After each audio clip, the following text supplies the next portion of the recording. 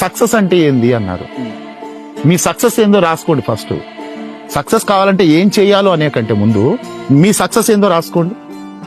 నేను సొంత ఇల్లు కడితే నేను సక్సెస్, ఫలాని కారు కొనాలి నేను సక్సెస్, ఫలాని ఇన్కమ్ కి నేను రావాలి ఇది నా సక్సెస్. అసలు నీ సక్సెస్ కి డెఫినేషన్ ఏందో ఫస్ట్ అది రాసుకోండి.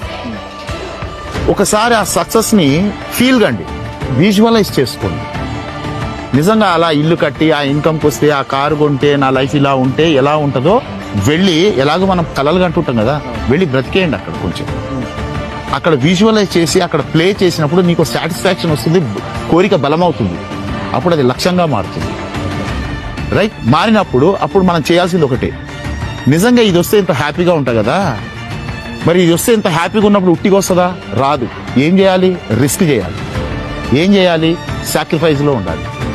ఇది వచ్చేదాకా, ఈ పొజిషన్ వచ్చేదాకా ఈ రిస్క్ చేస్తా, ఈ సాక్రిఫైజులు చేస్తా, అప్పుడు ఈ సక్సెస్ వస్తుంది.